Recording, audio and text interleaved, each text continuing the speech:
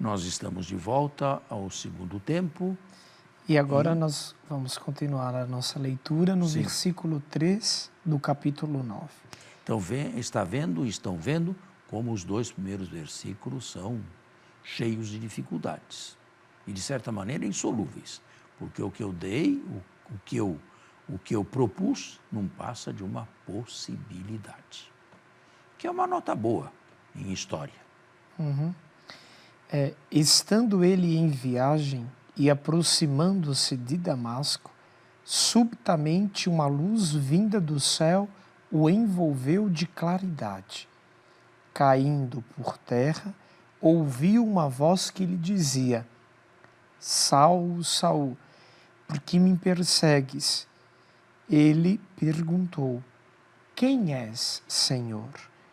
E a resposta: Eu sou Jesus, a quem tu persegues.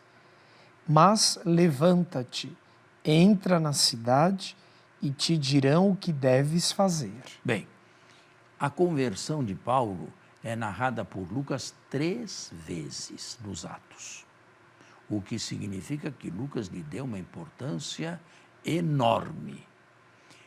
Aqui no capítulo 9, ela é transmitida na terceira pessoa do singular.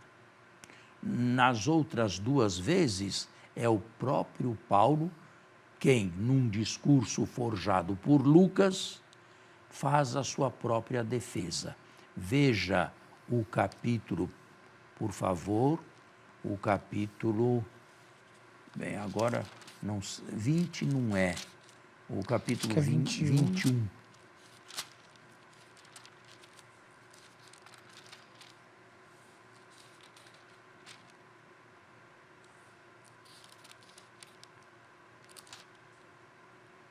Achou? Não. Deixa É o ver. 16, não é? Não.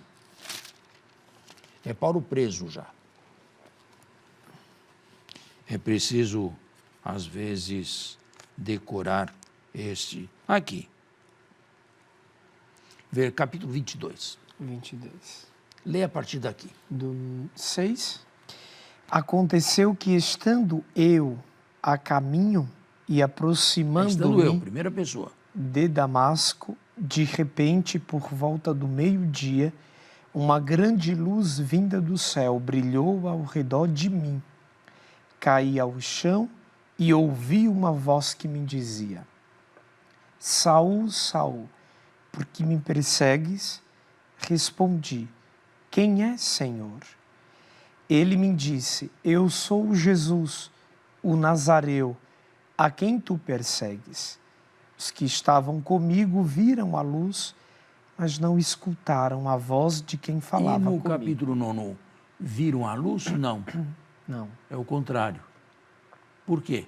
Porque Lucas não queria ser repetitivo. Variar um pouquinho. Só por isso. Capítulo 26. Também um discurso de defesa de Paulo, diante do rei Agripa. A partir do versículo 1? Não, a partir de onde ele fala... Da conversão dele? Achou? Me dê aqui. Com este, quanto a mim, parecia-me necessário fazer muitas coisas, os 9. Aqui. Com este intuito... O 12, no 26. Com este intuito, encaminhei-me a Damasco com a autoridade e a permissão dos chefes dos sacerdotes. No caminho, pelo meio-dia... Mas não fala que queria trazer homens e mulheres. Eu vi, ó rei, vinda do céu, e mais brilhante que o sol, uma luz que circundou a mim e aos que me acompanhavam. Caímos todos por terra, e ouvi uma voz que me falava em língua hebraica: Saul, Saul, por que me persegues? É duro para ti recalcitrar contra o aguilhão. Perguntei: Quem és, Senhor? E o Senhor respondeu: Eu sou Jesus a quem tu Bem, persegues. primeira coisa, você leu 3 narrações. 9, 22 e 26. 9, 22 e 26. Você percebeu que elas são diferentes. Porém, o núcleo não variou. Não, o núcleo permanece. O núcleo permaneceu. Ele- O que variou foram os acidentes, as circunstâncias acidentais. O núcleo é sempre o mesmo. Saulo, Saulo, por que me persegue? Quem é, Senhor? Eu sou Jesus a quem tu persegues. Bom, a respeito, pode voltar ao capítulo 9. A respeito da conversão miraculosa de Paulo, muito foi dito e muito foi escrito.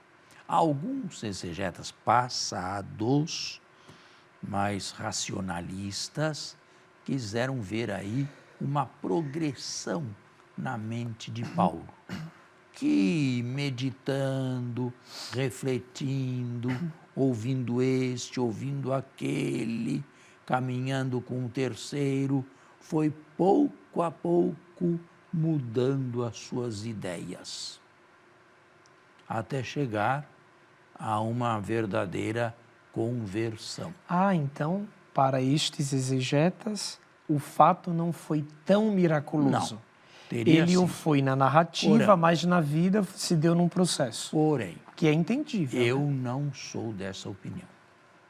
Eu acho que aqui ele fala de si mesmo e de uma aparição misteriosa. Mas é Lucas que fala, né? É Lucas quem fala, mas Lucas não inventaria isso. Por 3 vezes. E a mesma coisa, embora os textos difiram um pouco entre si. Mas o próprio Paulo também fala, só que de maneira Em carta indireta. autêntica, Em cartas autênticas, sim. Eu vou tirar aqui, sim. você.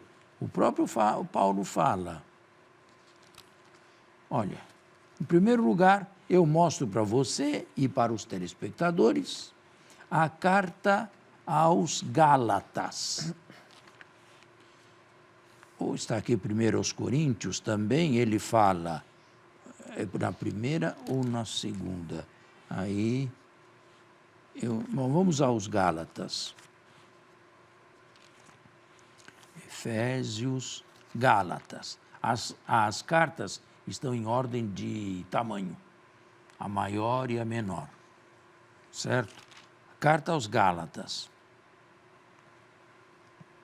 capítulo 1, versículo 15. Quando, porém, aquele que me separou desde o seio materno, alusão a Jeremias, e me chamou por sua graça, houve por bem revelar em mim o seu Filho, para que eu o evangelizasse entre os gentios, não consultei carne nem sangue, nem subi a Jerusalém aos que eram apóstolos antes de mim, mas fui à Arábia e voltei novamente a Damasco. Após 3 anos subi a Jerusalém para avistar-me com Cefas, Pedro, e fiquei com ele 15 dias. Não vi nenhum apóstolo, mas somente Tiago, o irmão do Senhor. Mas na segunda aos Coríntios, o problema agora é achar o versículo exato, e nós não podemos ficar muito assim procurando textos.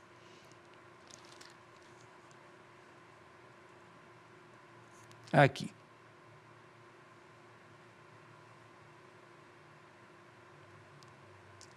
Está no capítulo 3.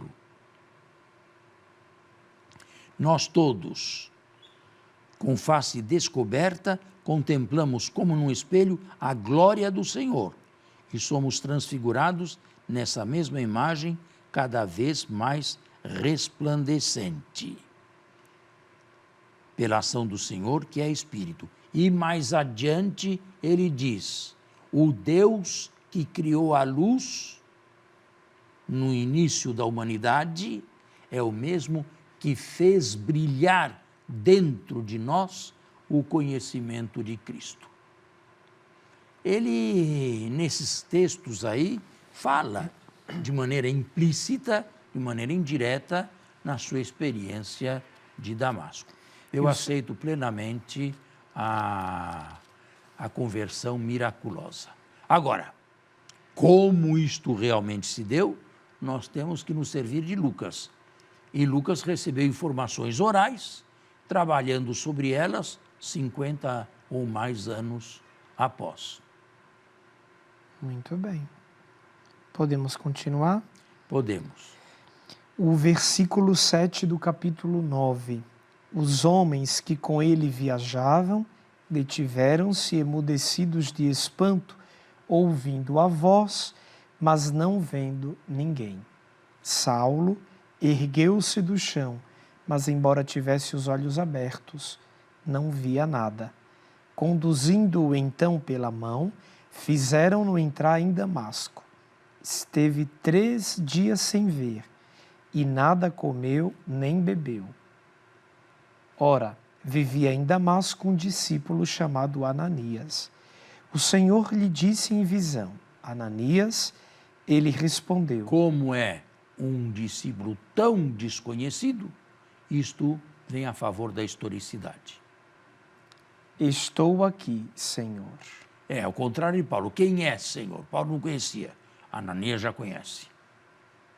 E o Senhor prosseguiu: Levanta-te, vai pela rua chamada direita e procura... Essa rua existe na arqueologia. E procura na casa de Judas... Também aqui deve ser histórico, porque não inventaria um nome de tanta má fé, de tanta má inspiração como Judas. Por alguém de nome Saulo de Tarso. Bem, nós temos que encerrar o nosso programa. Ele está finalizando, mas voltamos no próximo domingo, como sempre. Muito obrigado. Tenham todos um bom final de semana e feriados também. A você e a sua família, um abençoado domingo e uma boa semana.